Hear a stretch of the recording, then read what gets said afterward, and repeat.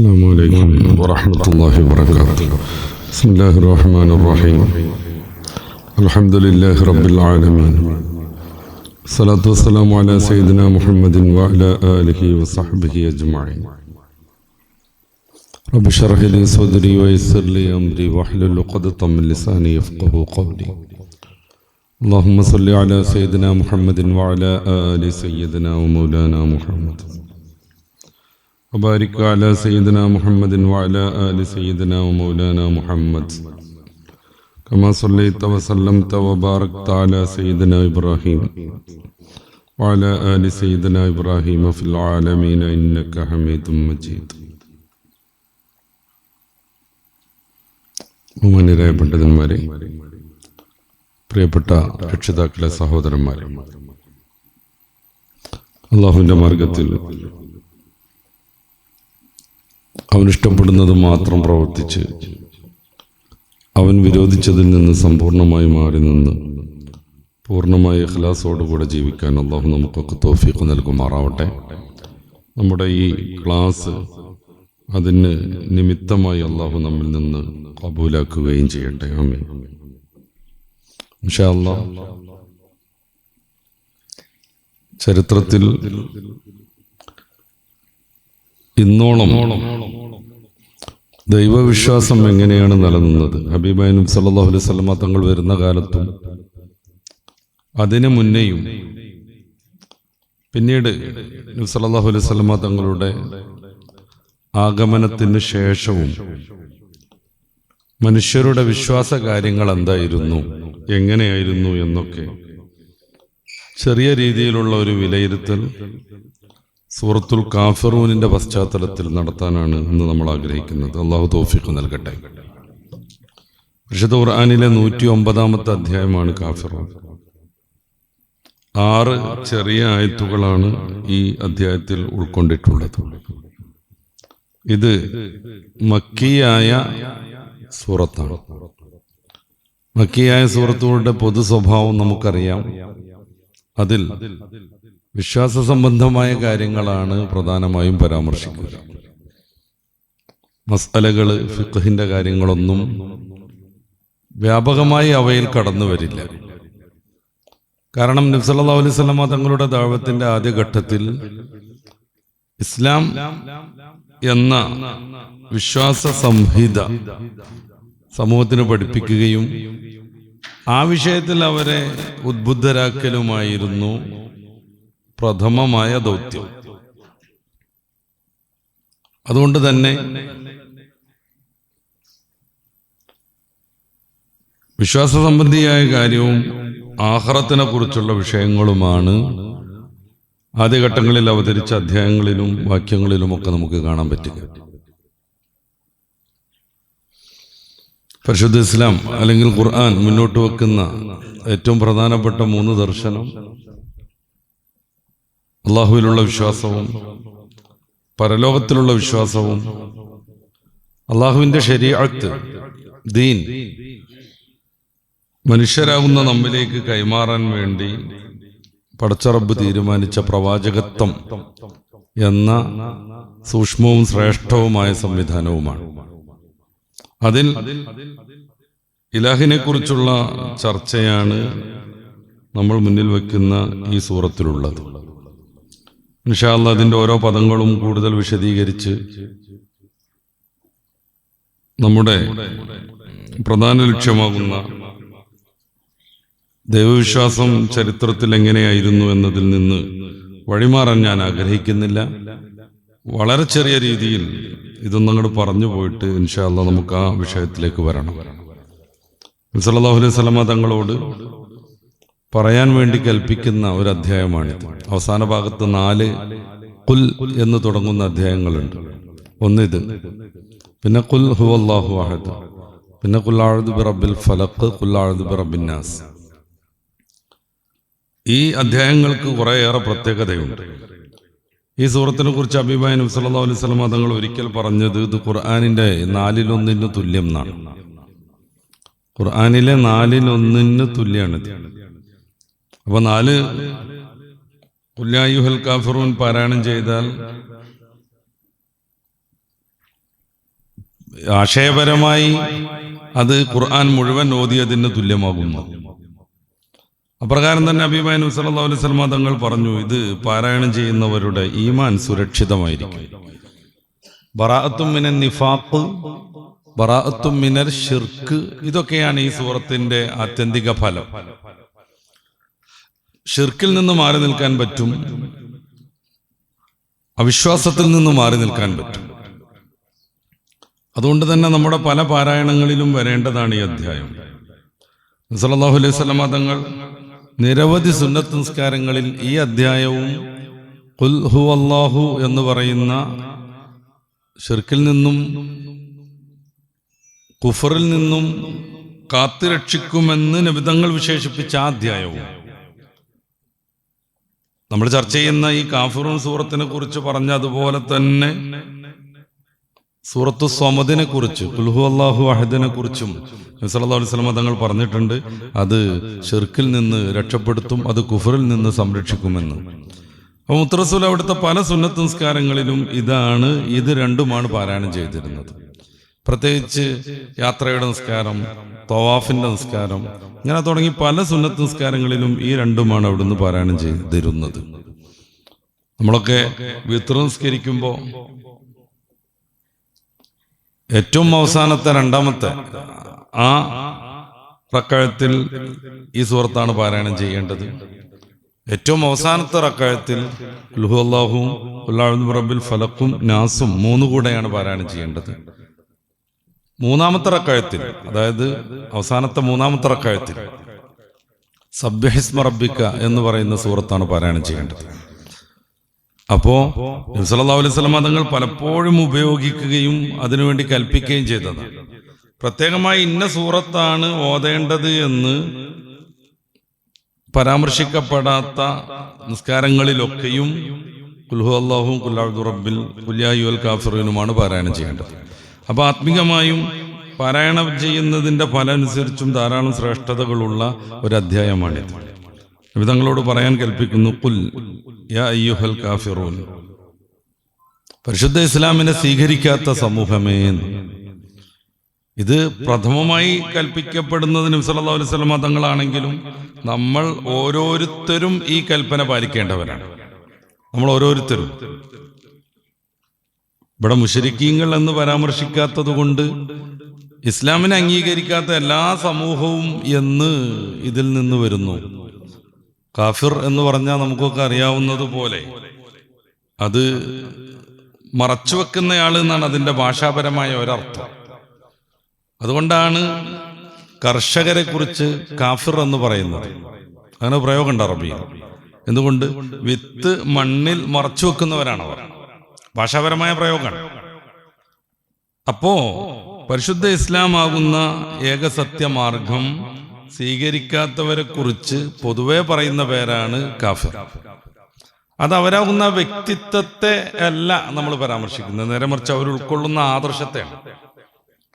അപ്പൊ കാഫിരീങ്ങളെ എന്ന് പ്രയോഗിക്കുന്നത് ഒരു ഒരു ഒരു അത്ര സുഖമില്ലാത്തൊരു പ്രയോഗമാണ് എന്നൊന്നും വിചാരിക്കുന്നതിനൊരു അർത്ഥമല്ല.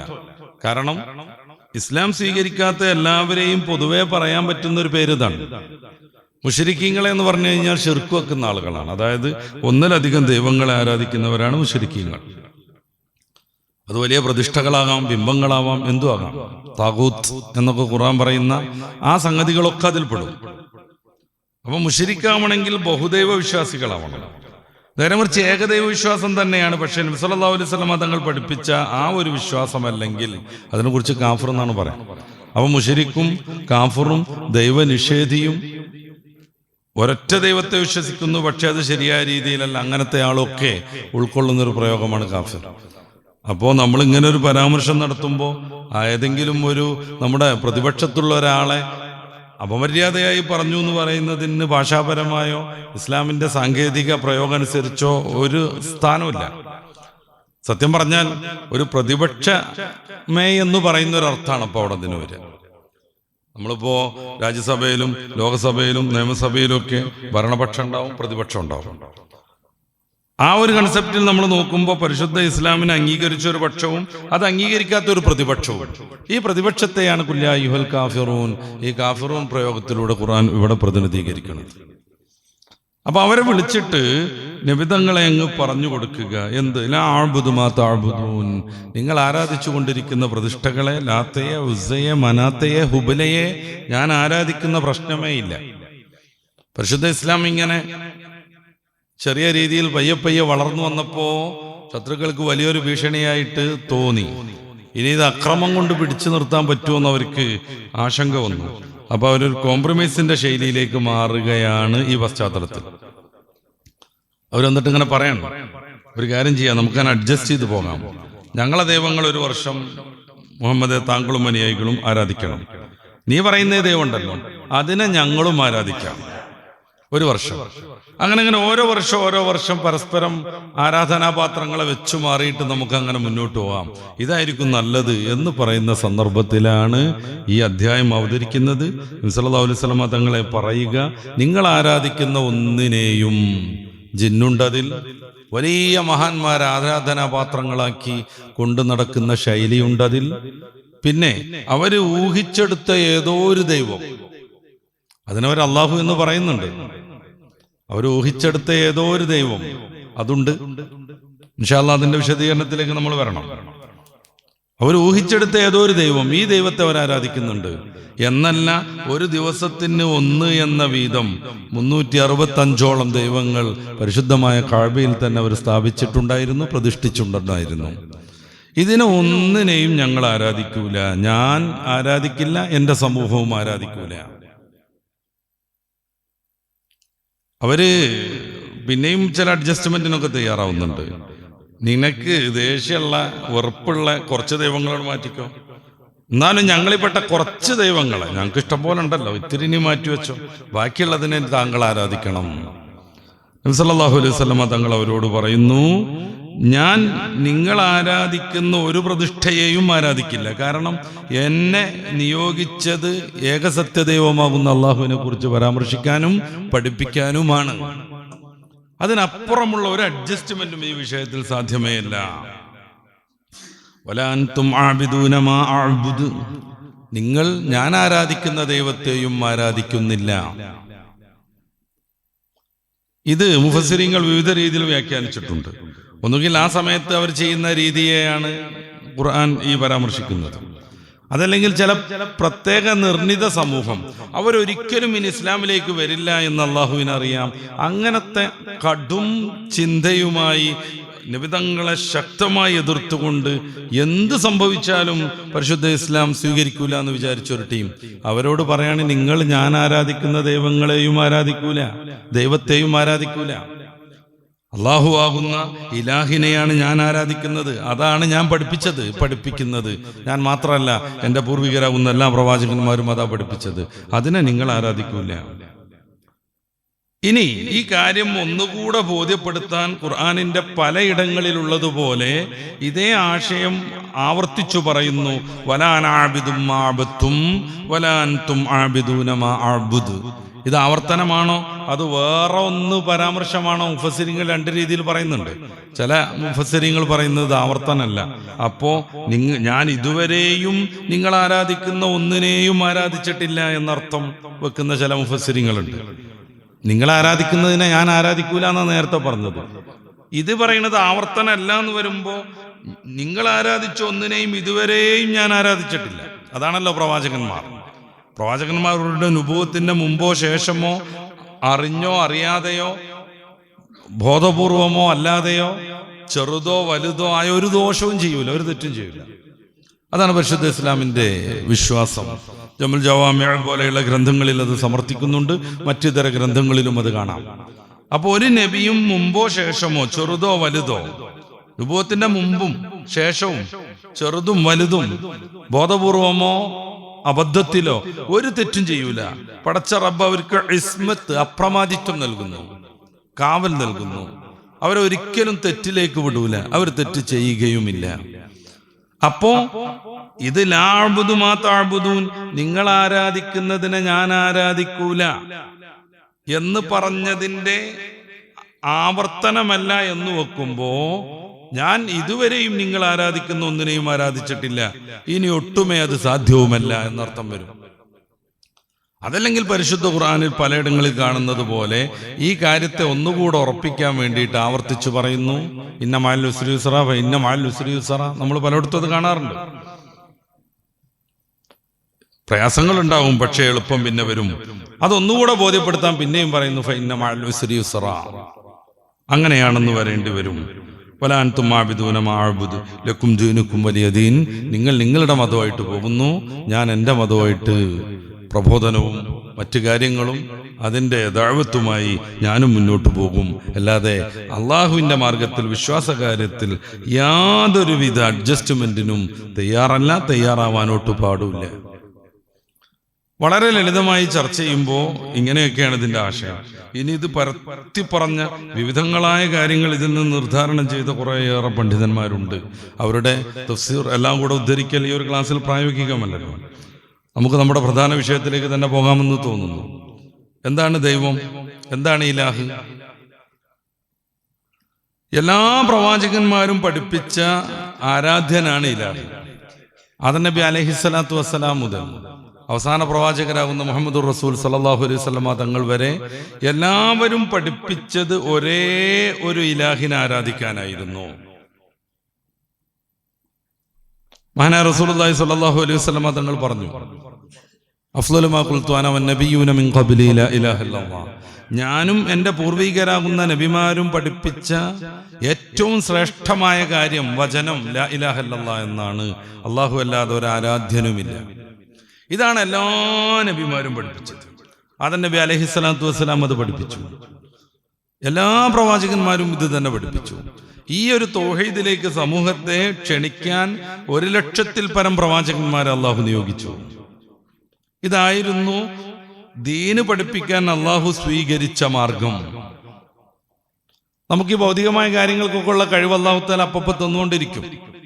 ഞാൻ പ്രസംഗിക്കുന്നത്, നിങ്ങൾ കേൾക്കുന്നത്, നമ്മൾ ചെയ്യുന്ന ഓരോ കർമ്മത്തിനുമുള്ള സംഗതികൾ അള്ളാഹു നൽകിക്കൊണ്ടിരിക്കും. അത് നമ്മളെ ഏൽപ്പിച്ചിരിക്കുകയാണ്. പലപ്പോഴും ആ ഒരു സിദ്ധി ശക്തി ഉപയോഗിക്കുന്നതനുസരിച്ചാണ് ശിക്ഷയും പ്രതിഫലവും ഒക്കെ കിട്ടുന്നത്. അത് വിശാലമായ മറ്റൊരു ചർച്ചയാണ്, നമുക്ക് മറ്റൊരു സന്ദർഭത്തിൽ ആവാമെന്ന് തോന്നുന്നു. നേരെ മറിച്ച് ദീനീ കാര്യങ്ങൾ, ശരീഅത്ത്, വിശ്വാസം, അത് എങ്ങനെയാണ് ഒരു മനുഷ്യന് ലഭ്യമാവുക? ആരെങ്കിലും സ്വന്തം ആലോചിച്ചിട്ട് ഇതാണ് ദൈവത്തിന്റെ കൽപ്പന എന്ന് പറയാൻ പറ്റുമോ? അല്ലെങ്കിൽ സർവശക്തനാകുന്ന അല്ലാഹു. എന്നാ വയനാടിനെ കുറിച്ച് സംസാരിച്ചപ്പോൾ നമ്മൾ പറഞ്ഞിട്ടുണ്ട്, എല്ലാവർക്കും ആവശ്യമായ വിഭവം സർവശക്തനാകുന്ന അല്ലാഹുവിന് കൊടുത്തുകൂടെ? അങ്ങനെ വരുമ്പോൾ ഉണ്ടാകുന്ന പ്രശ്നങ്ങൾ നമ്മൾ വിശദീകരിച്ചിട്ടുണ്ട്. അപ്രകാരം അല്ലാഹു സുബ്ഹാനഹു വ തആലയ്ക്ക് ഓരോരുത്തർക്കും വേണ്ട നിയമങ്ങൾ അപ്പോഴെപ്പോൾ അങ്ങോട്ട് തോന്നിപ്പിച്ചു കൊടുത്താൽ പോരെ? എന്തിനാണ് നമുക്കിടയിൽ മധ്യവർത്തിയായിട്ടൊരു പ്രവാചകൻ? ഓരോരുത്തർക്കും തോന്നിപ്പിച്ചു കൊടുത്തൂടെ? അല്ലാഹു സർവശക്തനല്ലേ? ആണ്. എല്ലാവർക്കും അപ്പോഴെപ്പോൾ ചെയ്യേണ്ട ദീനീ കാര്യങ്ങൾ അള്ളാഹുവിന് തോന്നിപ്പിച്ചു കൊടുത്താൽ മതി. മറ്റ് ജീവവർഗങ്ങൾക്ക് അങ്ങനെയാണ്. അവരെന്ത് ചെയ്യണമെന്ന് നൈസർഗികമായി ചില ചോദനകൾ ലഭ്യമാകുന്നു. അത് അള്ളാഹു നൽകുന്നതാണ്. പരിശുദ്ധ ഖുർആൻ സൂറത്തു താഹയുടെ 50-ാമത്തെ വചനത്തിൽ അത് വിശദീകരിക്കുന്നുണ്ട്. അപ്പൊ എന്ത് ചെയ്യണമെന്ന് ആ ജീവികൾക്കൊക്കെ തോന്നി അവരിങ്ങനെ ചെയ്യണത് പോലെ മനുഷ്യന് ദീനീപരമായ കാര്യങ്ങളിൽ അള്ളാഹുവിനെ അങ്ങനെ തോന്നിപ്പിച്ചു കൊടുത്താൽ പോരെ? പാടില്ലെന്ന് റബ്ബ് തആല തീരുമാനിച്ചു. എന്തുകൊണ്ട്? ഒരു കാര്യം പറയാം, ഞാൻ എന്തെങ്കിലും ഒരു കാര്യം ചെയ്യുന്നു, അതിനെക്കുറിച്ച് ചോദ്യം ചെയ്യുന്നവരോട് ഞാൻ പറയാൻ, എനിക്ക് അല്ലാഹു തആല എപ്പോൾ തോന്നിപ്പിച്ചെന്നാണ് അത് എന്ന്. അപ്പൊ അതാണ് എൻ്റെ നിയമം. ഞാനൊരു പാവപ്പെട്ട മനുഷ്യനെ പിടിച്ച് കൊന്നുകളയണത്, സ്വാഭാവികമായും ചോദ്യം വരും. ആ സമയത്ത് ഞാൻ പറയണം, അല്ലാഹു തആല എന്നോട് ഇപ്പോൾ പറഞ്ഞു അവനാണ് കൊന്നുകളയെന്ന്. അങ്ങനത്തെ സംഭവങ്ങൾ നമ്മൾ ഉദ്ധരിക്കപ്പെടുന്നുണ്ടല്ലോ അല്ലേ? പരിശുദ്ധ ഖുർആൻ സൂറത്തുൽ കഹ്ഫിൽ ഖുദർ അലൈഹിസ്സലാത്തു വസ്സലാമിന്റെയും മൂസാ നബി അലൈഹിസ്സലാത്തു വസ്സലാമിന്റെയും ചരിത്രം പറയുന്നുണ്ട്. അവിടെ ഒരു ചെറിയ കുട്ടിയെ അകാരണമായി എന്ന് തോന്നും വിധം ഖുദർ അലൈഹിസ്സലാം കൊന്നുകളയുന്നുണ്ട്. അതെന്തിന് എന്നൊക്കെ പിന്നീട് വിശദീകരിക്കുന്നുണ്ട്. അത് ചരിത്രത്തിന്റെ അവസാനം. എങ്ങനെ കൊന്നുകളയാണ്? മൂസാ നബി അലൈഹി സ്വലാത്തു വസ്സലാം സ്വാഭാവികമായും അത് ചോദ്യം ചെയ്യുന്നുണ്ട്.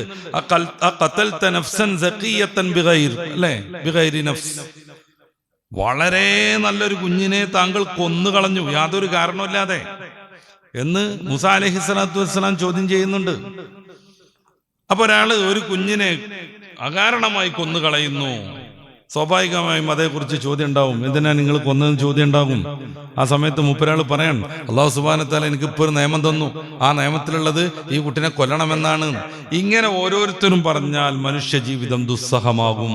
അതുകൊണ്ട് റബ്ബ് തആല ഓരോരുത്തർക്കും അപ്പോഴെപ്പോൾ തോന്നിപ്പിച്ചു കൊടുക്കുക എന്ന രീതി സ്വീകരിച്ചില്ല. പിന്നെയോ നബി സല്ലല്ലാഹു അലൈഹി വസല്ലമ തങ്ങളടക്കം 100,000 ചില്ലാനം പ്രവാചകന്മാരെ പറഞ്ഞയച്ചു, വിശ്വാസകാര്യങ്ങൾ പഠിപ്പിക്കാൻ, ദീനീ കാര്യങ്ങൾ പഠിപ്പിക്കാൻ. എന്തിനാണ് പ്രവാചകന്മാർ വന്നത്? പരിശുദ്ധ ഖുർആൻ അത് വിശദീകരിക്കുന്നുണ്ട്. ലിയല്ലാ യകൂന ലിന്നാസി ഹുജ്ജത്തുൻ ബഅദർ റുസുൽ. നബി സല്ലല്ലാഹു അലൈഹി വസല്ലമ തങ്ങളടക്കമുള്ള പ്രവാചകന്മാരുടെ ദഅവാ പ്രവർത്തനങ്ങൾ കണ്ടറിഞ്ഞു മനസ്സിലാക്കിയതിനു ശേഷം അള്ളാഹുവിന്റെ മുന്നിലെത്തുമ്പോ, പടച്ച റബ്ബേ, ഞങ്ങൾക്ക് ഇതൊന്നും അറിയാത്തത് കൊണ്ട് സംഭവിച്ചു പോയതാണ്. പടച്ചോനെ, ഞങ്ങൾ തെറ്റ് ചെയ്തു, ഞങ്ങൾ അകാരണമായി പലതും ചെയ്തു, ഞങ്ങൾ അന്യദൈവങ്ങളെ ആരാധിച്ചു, ഇതെല്ലാം ഞങ്ങൾക്ക് അറിയാതെ സംഭവിച്ചു പോയതാണ് എന്ന് ഒരാൾക്കും ന്യായം പറയാതിരിക്കാൻ വേണ്ടി ഇന്നാ അർസൽനാ എന്നും പറഞ്ഞിട്ട് ഖുർആൻ പ്രവാചകന്മാരുടെ ദൗത്യം വിശദീകരിക്കാൻ എല്ലാ നബിമാരും പഠിപ്പിച്ചു തൗഹീദ് തന്നെ. എല്ലാ പ്രവാചകന്മാരും ആ രീതിയിൽ തന്നെ സമൂഹത്തെ മുന്നോട്ടുകൊണ്ടുപോയി. കലീമുല്ലാഹി മൂസ അലൈഹിസ്സലാം വളരെ ഗുരുത്വം കൊടുത്തിട്ടൊരു ടീമിനെ നിരന്തരമായി സംസ്കരണം നടത്തുന്നത് ഖുർആൻ ഉദ്ധരിക്കുന്നുണ്ട്. എന്നിട്ട് തോറ വാങ്ങാൻ വേണ്ടിയിട്ട് 40 ദിവസം അവിടുന്ന് വിട്ടു നിന്നപ്പോഴേക്ക് സാമര്യ സൃഷ്ടം പശുക്കുട്ടിയെ ആരാധിക്കുന്നവരായിട്ടാണ് കാണുന്നത്. സൂറത്തുൽ അറാഫിന്റെ 150 മുതലുള്ള വചനങ്ങളിൽ പിന്നീടുള്ള സംഭവങ്ങൾ വിശദീകരിക്കുന്നുണ്ട്. ഈ ടീമിനെ ഏൽപ്പിച്ചു പോയ തന്റെ ജ്യേഷ്ഠ സഹോദരൻ ഹാറൂൻ അലൈഹിസ്സലാത്തു വസ്സലാമിന്റെ അടുത്ത് വന്നിട്ട് താടി പിടിച്ചിട്ട് കുലുക്കുന്നുണ്ട് മൂസ അലൈഹി സ്വലാത്തു വസ്സലാം. ഖുർആൻ അത് ഉദ്ധരിക്കുന്നു, എന്റെ താടി പിടിച്ചിട്ട് വലിക്കരുത്, ഇന്നി ഖശീതു അൻ എന്ന് പറഞ്ഞിട്ട് ഹാറൂൻ നബി അലൈഹിസ്സലാം അവിടെ ഉണ്ടായ പ്രശ്നങ്ങൾ വിശദീകരിക്കുകയാണ്. മൂസ അലൈഹി സ്വലാത്തു വസ്സലാം കഷ്ടപ്പെട്ട് തെളിച്ച് നന്നാക്കിയ പാതയിൽ നിന്ന് 40 ദിവസം മഹാനുഭാവൻ വിട്ടു നിന്നപ്പോഴേക്ക് പ്രവാചകൻ തന്നെയാകുന്ന ഹാറൂൻ നബി അലൈഹി സ്വലാത്തു വസ്സലാമിനെ പോലും ധിക്കരിച്ച് അവർ പിന്നെയും പശുക്കുട്ടിനെ ആരാധിക്കാൻ തുടങ്ങി. പ്രവാചകന്മാരൊക്കെ പഠിപ്പിച്ച ഈ രീതിയിൽ നിന്ന് പലപ്പോഴായിട്ട് സമൂഹം തെന്നിമാറി. അത്തരം സന്ദർഭങ്ങളിൽ പ്രവാചകന്മാരെ പിന്നെയും അയച്ചു. സൂറത്തുൽ ബഖറയുടെ 213 വചനം, കാനന്നാസു ഉമ്മത്തൻ വാഹിദ ഫബഅസല്ലാഹു നബിയ്യീൻ മുബശ്ശിരീന വമുൻദിരീൻ. കാനന്നാസു ഉമ്മത്തൻ വാഹിദ, ആദം അലൈഹിസ്സലാത്തു വസ്സലാം പഠിപ്പിച്ച ആ ജീവിത ശൈലിയിൽ ഇങ്ങനെ സമൂഹം മുന്നോട്ട് പോകുന്നു. കാലം കഴിയുന്നതനുസരിച്ച് അവരിലേക്ക് വിവിധങ്ങളായ ആരാധനാദോഷങ്ങൾ കടന്നു വരുന്നു. അവരുടെ ശരീഅത്ത് അവർ വിസ്മരിക്കുന്നു. അത്തരം സന്ദർഭങ്ങളിൽ അവരെ താക്കീത് ചെയ്യാനും സുവിശേഷം അറിയിക്കാനും അല്ലാഹു പ്രവാചകന്മാരെ നിയോഗിക്കുന്നു. ഈ സൂക്തം ഒന്നാമത്തെ റസൂലാകുന്ന നൂഹ് നബി അലൈഹിസ്സലാത്തു വസ്സലാമിനെ സംബന്ധിച്ചിറങ്ങിയതാണ്. ഒന്നാമത്തെ റസൂൽ നൂഹ് നബി അലൈഹി സ്വലാത്തു വസ്സലാമാണ്. ഒന്നാമത്തെ നബി ആദം നബി അലൈഹി സ്വലാത്തു വസ്സലാം. നബിമാരിൽ നിന്നുള്ള ചില പ്രത്യേകക്കാരാണ് മുർസലീങ്ങൾ, റസൂലുമാർ. ഈ ഒരു ശൈലി തുടർന്നു വന്നു പടച്ച റബ്ബ് മഹാനായ റസൂൽ സല്ലല്ലാഹു അലൈഹി വസല്ലം തങ്ങളുടെ നിയോഗം വരെയും. ഇപ്പൊ നബി തങ്ങളുടെ നിയോഗത്തെ കുറിച്ച് പറയുമ്പോ സൂറത്തു യാസീനിന്റെ ആരംഭത്തിൽ നമുക്ക് കാണാം, അല്ലെ, ലിതുൻദിറ ഖൗമൻ മാ ഉൻദിറ ആബാഉഹും. എന്തിനാ താങ്കളെ നിയോഗിച്ചേ? യാസീൻ വൽ ഖുർആനിൽ ഹക്കീം ഇന്നക ലമിനൽ മുർസലീൻ. നബിയായിട്ടുള്ളവരെ, വൽ ഖുർആനിൽ ഹക്കീം, ദൃഢമായ സത്യസന്ധമായ പരിശുദ്ധ വേദം ഖുർആനാണ് സത്യം. ഇന്നക ലമിനൽ മുർസലീൻ, അങ്ങ് പ്രവാചകന്മാരിൽ പെട്ടവർ തന്നെ. എന്തിനാ അങ്ങനെ ഊന്നി പറയണേ? ആ ഊന്നിപ്പറയുന്നതിന് തെളിവായിട്ട് വൽ ഖുർആനിൽ ഹക്കീം, നിരക്ഷരനാകുന്ന അങ്ങ്, വിദ്യാഭ്യാസ സംരംഭങ്ങളിൽ ഒന്നും പങ്കെടുക്കാത്ത അങ്ങ് കൊണ്ടുവന്ന വിശുദ്ധമായ വചനമേ സാക്ഷി. എന്തുകൊണ്ട്? മനുഷ്യ സാധ്യമല്ല ഖുർആൻ. ഖുർആൻ തന്നെ അത് തുറന്നു പറഞ്ഞു. സർവ്വജനങ്ങളും സർവ്വജിന്നുവർഗങ്ങളും സംയുക്തമായി ശ്രമിച്ചാലും ഖുർആനിൽ ഒരു അധ്യായത്തിന് തുല്യമായതുപോലും കൊണ്ടുവരാൻ സാധ്യമല്ല. ആ വെല്ലുവിളി ചരിത്രത്തിൽ ഇന്നോളം നിലനിൽക്കുന്നു. ആ ഖുർആനാണേ സാക്ഷ്യം. കാരണം ഒരു മനുഷ്യനത് ഉണ്ടാക്കാൻ കഴിയില്ല. അങ്ങത് കൊണ്ടുവന്നിരിക്കുന്നു. നിരക്ഷരനായിരുന്നു, വിദ്യാഭ്യാസ പരിപാടികളിൽ ഒന്നും പങ്കെടുത്തിട്ടില്ല, ഇതുവരെയും ഒരു ഗ്രന്ഥം പോലും വായിച്ചിട്ടില്ല, ഒരക്ഷരം എഴുതിയിട്ടില്ല. മാ കുൻത തത്ലൂ മിൻ ഖബ്ലിഹി മിൻ കിതാബ് വലാ തഖുത്തുഹു ബിയമീനിക ഇദല്ലർതാബൽ മുബ്തിലൂൻ. സൂറത്തുൽ അൻകബൂത്തിന്റെ 49ാമത്തെ വചനം. ഇതിനു മുമ്പ് അങ്ങൊരക്ഷരം എഴുതിയിട്ടില്ല, ഒരു ഗ്രന്ഥം പോലും വായിച്ചിട്ടില്ല. എന്നിട്ടാണ് ഈ സർവാതിശായിയായ ഗ്രന്ഥവുമായി കടന്നു വന്നത്. ആ ഗ്രന്ഥമാണ് സാക്ഷ്യം. ഇന്നക ലമിനൽ മുർസലീൻ, അങ്ങ് പ്രവാചകൻ തന്നെയാ. എന്തിന്? ലിതുൻദിറ ഖൗമൻ മാ ഉൻദിറ ആബാഉഹും. ഇവരുടെ വാപ്പമാർക്ക് താക്കീത് ലഭ്യമായിട്ടില്ല. ഈസാ നബി അലൈഹി സ്വലാത്തു വസ്സലാമിന്റെയും മുത്തറസൂലിന്റെയും ഇടയിൽ 600 വർഷത്തെ ഗ്യാപ്പുണ്ട്. അതിനിടയ്ക്ക് പ്രവാചകന്മാർ വന്നില്ല. അത് കാരണം ഈ ദഅവത്തൊക്കെ ഇത്തിരി ലോപിച്ചു പോകുന്നൊരു സന്ദർഭത്തിൽ അവരെ സത്യസമേതം പരിശുദ്ധ ദീനിലേക്ക് ക്ഷണിക്കാൻ അങ്ങയെ നാം നിയോഗിച്ചിരിക്കുന്നു. ഇനി പരിശുദ്ധ ദീൻ എന്നും നിലനിൽക്കും. ഇതിന്റെ അടയാളം പൂർണ്ണമായി തേഞ്ഞു മാഞ്ഞു പോകില്ല. അതുകൊണ്ട് തന്നെ മറ്റൊരു പ്രവാചകന്റെ ആവശ്യമേ ഇല്ല. 33-ാം അധ്യായം സൂറത്തുൽ അഹ്സാബിന്റെ 40ാമത് വചനത്തിൽ ഖാത്തമുൻ നബിയ്യീൻ എന്ന് അല്ലേ, മകാന മുഹമ്മദുൻ നബാ അഹദിൻ മിർ റിജാലിക്കും വലാകിൻ റസൂലുള്ളാഹ്, അല്ലാഹുവിന്റെ പ്രവാചകനാണ്, ഖാത്തമുൻ നബിയ്യീൻ അന്ത്യപ്രവാചകരുമാണ് എന്ന് ഖുർആൻ അർത്ഥശങ്കക്കിടയില്ലാതെ പ്രഖ്യാപിച്ചു. എല്ലാ പ്രവാചകന്മാരും പഠിപ്പിച്ചത് തൗഹീദ്. നബി സല്ലല്ലാഹു അലൈഹി വസല്ലം തങ്ങളുടെ മുമ്പിലുള്ള ദൈവവിശ്വാസം എന്തായിരുന്നു? അല്ലാഹു ജനങ്ങളെ പഠിപ്പിച്ചത് പ്രവാചകന്മാർ മുഖാന്തരം തൗഹീദ് മാത്രം. പിന്നീട് പല രീതിയിലുള്ള ആന്തോളനങ്ങൾ ഈ രംഗത്ത് സംഭവിച്ചു. വലിയ വലിയ മഹാന്മാരെ തന്നെ പിടിച്ച് ദൈവങ്ങളാക്കി. മഹാനായ ഈസാ നബി അലൈഹി സ്വലാത്തു വസ്സലാം വ്യക്തമായ ഉദാഹരണം. അക്രൈസ്തവനായ യേശുവിനെ തേടി എന്നും പറഞ്ഞൊരു പുസ്തകമുണ്ട് ഫാദർ എസ് കാപ്പൻ എന്ന വ്യക്തിക്ക്. എങ്ങനെയാണ് ചരിത്രപരമായി മാനവികതയിൽ നിന്ന് മാനുഷികതയിൽ നിന്ന് ഈസാ അലൈഹിസ്സലാത്തു വസ്സലാം ദൈവിക നിരയിൽ പ്രതിഷ്ഠിക്കപ്പെട്ടു എന്ന് അദ്ദേഹം മനോഹരമായി അതിൽ വിശദീകരിക്കുന്നുണ്ട്. അതിന്റെ ആഴത്തിലേക്കുള്ളൊരു പഠനം ഞാൻ ഈ ഒരു സദസ്സിൽ ആഗ്രഹിക്കുന്നില്ല. ഈസാ നബി അലൈഹി സ്വലാത്തു വസ്സലാം തൗഹീദ് തന്നെ പറഞ്ഞു. പരിശുദ്ധ ഖുർആൻ അത് പലയിടങ്ങളിൽ നമ്മളോട് സംസാരിക്കുകയും ചെയ്യുന്നു. സൂറത്തുൽ മാഇദയുടെ 116, 117 വചനങ്ങൾ പരിശോധിച്ചു നോക്കാം. ഈസാ നബി അലൈഹി സ്വലാത്തു വസ്സലാമിനോട് പടച്ച റബ്ബ് ആഖിറത്തിലെത്തുമ്പോൾ ഇതേക്കുറിച്ച് അന്വേഷിക്കും. അള്ളാഹുവിനെ അറിയാത്തത് കൊണ്ടല്ല, അദ്ദേഹത്തെ പ്രവാചകത്വത്തിൽ നിന്ന് ദൈവിക നിരയിലേക്ക് ഉയർത്തിക്കളഞ്ഞ ജനങ്ങളെ എന്തുകൊണ്ട് അവർ ചെയ്തത് അബദ്ധമായിരുന്നു എന്ന് തെളിയിക്കാൻ അവരുടെ മുന്നിൽ വെച്ച് പടച്ച റബ്ബ് ഈസാ അലൈഹി സ്വലാത്തു വസ്സലാമിനോട് ചോദിക്കും. وإذ قال الله يا عيسى ابن مريم أنت قلت للناس اتخذوني وأمي إلهين من دون الله. ഈസാ നബിയെ, അങ്ങായിരുന്നു അങ്ങയെയും ഉമ്മയാകുന്ന മറിയത്തെയും ദൈവമായി ആരാധിക്കാൻ ഈ സമൂഹത്തോട് കൽപ്പിച്ചത്. ഈസാ നബി അലൈഹി സ്വലാത്തു വസ്സലാം വളരെ ഖിന്നനായി ആർദ്രമായ ഹൃദയത്തോടുകൂടെ വിശദീകരിക്കുന്നുണ്ട്. സുബ്ഹാനക, പടച്ച റബ്ബേ ശരണം, എങ്ങനെയാണ് ഞാൻ എനിക്കറിയാത്ത കാര്യങ്ങൾ, നീ പറയാത്ത കാര്യങ്ങൾ ഇവരോട് കൽപ്പിക്കുക? ഒരിക്കലും അങ്ങനെ സംഭവിച്ചിട്ടില്ല. മാ ഖുൽതു ലഹും ഇല്ലാ മാ അമർതനി ബിഹി അൻ അഅ്ബുദുല്ലാഹ റബ്ബി വറബ്ബക്കും. ഞാൻ അവരോട് പറഞ്ഞത് ഏകസത്യ ദൈവമാകുന്ന നിന്നെ മാത്രം ആരാധിക്കണമെന്നാണ്. മറ്റൊന്നും ഞാൻ അവരോട് പറഞ്ഞിട്ടില്ല. അതിന്റെ വിശദീകരണം കുറച്ചുകൂടെ ആർദ്രമാണ്. മുഫസ്സിരീങ്ങൾ പറയുന്നുണ്ട്, ഇതിന്റെ തെളിവായിട്ട് അല്ലാഹു നമ്മളെ കൊണ്ടുവരും. ഉമ്മത്ത് മുഹമ്മദ് ഈസാ അലൈഹി സ്വലാത്തു വസ്സലാമിന്റെ ദഅവത്ത് സത്യസന്ധമായിരുന്നു എന്നതിന് സാക്ഷി നിൽക്കും.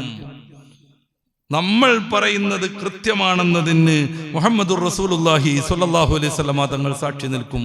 സൂറത്തുൻ നിസാഇന്റെ 40ാമത്തെ വചനം, വകൈഫ ഇദാ ജിനാ മിൻ കുല്ലി ഉമ്മത്തിൻ ബിശഹീദ് വജിനാ ബിക അലാ ഹഉലാഇ ഷഹീദാ. എല്ലാ ഉമ്മത്തിനുമേൽ അങ്ങയുടെ ഉമ്മത്ത് സാക്ഷ്യം വഹിക്കുകയും അവരുടെ വാക്കുകളുടെ സത്യസന്ധത തെളിയിക്കാൻ അങ്ങ് എല്ലാവർക്കും മുകളിൽ സാക്ഷിയായി വരികയും ചെയ്യുന്ന സന്ദർഭം എത്ര മനോഹരമായിരിക്കും. ഇത് കേൾക്കുമ്പോൾ സന്തോഷം കൊണ്ട് മുത്തറസൂൽ കരയണുണ്ട്. ഇബ്നു മസ്ഊദ് തങ്ങൾ ഈ സൂക്തം പാരായണം ചെയ്യുന്നു. മുത്തറസൂൽ ആവശ്യപ്പെട്ടിട്ട് ഇബ്നു മസ്ഊദ് തങ്ങൾ മനോഹരമായി ഖുർആൻ ഓതിക്കൊണ്ടിരിക്കുന്നു. സൂറത്തുൻ നിസാ അതിന്റെ 40ാമത്തെ വചനമെത്തി. അള്ളാഹുവിന്റെ റസൂലിന് പരലോകത്തുണ്ടാവുന്ന പ്രൗഢിയും പത്രാസും മറ്റുള്ള പ്രവാചകന്മാരുടെ സത്യസന്ധതയ്ക്ക് തെളിവായി ഹബീബായ നബി തങ്ങളുടെ ഉമ്മത്തിനെ കൊണ്ടുപോകുന്നതിന്റെ അതിർപ്പം, അതിന്റെ ആനന്ദം, അതിന്റെ മനോഹാരിത ഇതിങ്ങനെ ആലോചിച്ചിട്ട് അവിടുന്ന് സന്തോഷത്തോടെ കരഞ്ഞു. ബഹിൻ ഇബ്നു മസ്ഊദ്, തൽക്കാലം മതിമോനെ ഇബ്നു മസ്ഊദേ എന്ന് അവിടുന്ന് ഇബ്നു മസ്ഊദ് തങ്ങളോട് നിർത്താൻ പറഞ്ഞു. ഇതൊക്കെ സംഭവിക്കാൻ പോകുന്നുവെന്ന് ഖുർആൻ നമ്മളെ പഠിപ്പിക്കുക. ഈസാ അലൈഹിസ്സലാത്തു വസ്സലാം തൗഹീദ് മാത്രം പറഞ്ഞു. പക്ഷെ ആ ഈസാ നബിയെ തന്നെ പിടിച്ചിട്ട് പിന്നെ ദൈവമാക്കി കളഞ്ഞു. ഇതാണ് ജനങ്ങളുടെ ഒരു ട്രെൻഡ്. ഈസാ നബി അലൈഹി സ്വലാത്തു വസ്സലാം പഠിപ്പിച്ചതെന്ന പേരിൽ ഇന്ന് പ്രചാരത്തിലുള്ള ബൈബിൾ 27 പുസ്തകവും നമ്മൾ പരിശോധിക്കുക, സൂക്ഷ്മമായിട്ട് തന്നെ പരിശോധിക്കുക. ഏതെങ്കിലും ഒരൊറ്റ വചനത്തിൽ ഞാൻ ദൈവമാണെന്ന് അദ്ദേഹം പറഞ്ഞു? ഇല്ലേ, പറഞ്ഞില്ല. പിന്നെ എന്തു പറഞ്ഞു? മത്തായി സുവിശേഷത്തിന്റെ 4-ാം അധ്യായത്തിന്റെ 10-ാമത്തെ വചനം വായിക്കുക. സാത്താനെ പോകൂ, എന്റെയും നിന്റെയും കർത്താവായ ദൈവം ഏക കർത്താവ്, ഏക കർത്താവ്. ഏറ്റവും പ്രധാനപ്പെട്ട കൽപ്പന എന്താണെന്ന് ചോദിച്ച് ഒരു ജൂത പണ്ഡിതൻ യേശുക്രിസ്തുവിനെ സമീപിക്കുന്നുണ്ട് ബൈബിൾ മാർക്കോസിന്റെ സുവിശേഷം 12-ാം അധ്യായത്തിൽ. അതിന്റെ 29 മുതലുള്ള വചനങ്ങൾ നമ്മൾ വായിച്ചു നോക്കുക. എന്താ അദ്ദേഹം പറഞ്ഞു കൊടുത്തത്? ഇസ്രായേലെ കേൾക്കുക, ഇസ്രായേൽ സമൂഹമേ അറിയുക, മനസ്സിലാക്കുക, ഏകനാകുന്ന അള്ളാഹുവിനെ ദൈവത്തെ മാത്രമേ ആരാധിക്കാവൂ. ഇസ്രായേലെ കേൾക്കുക, ഏറ്റവും പ്രധാനപ്പെട്ടത് എന്തെന്നാൽ ദൈവം ഏകനാകുന്നു. ഇതാണ് മഹാത്മാവ് പഠിപ്പിച്ചത്. ഈസാ അലൈഹി സ്വലാത്തു വസ്സലാം ഖുർആനിൽ പറയുന്ന മഹാവ്യക്തിത്വം ആണോ ബൈബിളിൽ പറയുന്ന യേശു ക്രിസ്തു? അത് മറ്റൊരു ചർച്ചയാണ്. അല്ലെന്ന് 100% ഉറപ്പുമാണ്. അതല്ലെന്ന് തെളിയിക്കാൻ വേറൊരു ആംഗിളിൽ നിന്ന് ക്രൈസ്തവ പ്രബോധകന്മാരും ശ്രമിക്കാറുണ്ട്. അത് വേറൊരു കാര്യം. പക്ഷേ ഈസാ നബി അലൈഹി സ്വലാത്തു വസ്സലാമിനെ മുന്നിൽ വെച്ചാണ് ഈ കഥകളൊക്കെ രചിക്കപ്പെടുന്നത്. അദ്ദേഹം കൃത്യമായി പറഞ്ഞു, ഇസ്രായേലെ കേൾക്കുക, ഏകസത്യദൈവമായ കർത്താവിനെ മാത്രമേ ആരാധിക്കാവൂ. അദ്ദേഹത്തോട് പ്രാർത്ഥന പഠിപ്പിക്കാൻ വേണ്ടി ആവശ്യപ്പെട്ട് പല അനുയായികളും ചെല്ലുന്ന രംഗം ബൈബിളിൽ കാണാം. ഉദാഹരണമായി മത്തായിന്റെ സുവിശേഷത്തിൽ 6-ാം അധ്യായത്തിന്റെ 9 മുതലുള്ള വചനങ്ങൾ. എന്ത് പ്രാർത്ഥന അദ്ദേഹം പഠിപ്പിച്ചത്? ദൈവമാകുന്ന യേശുവേ എന്ന് പറഞ്ഞു പഠിപ്പിച്ചു കൊടുത്തു. തന്നെ കുറിച്ച്, നമ്മുടെ ചരിത്രത്തിലുള്ള ദൈവത്തെ കുറിച്ചാണ് പറയണത്, ദൈവവിശ്വാസത്തെ കുറിച്ചാണ് പറയണത്.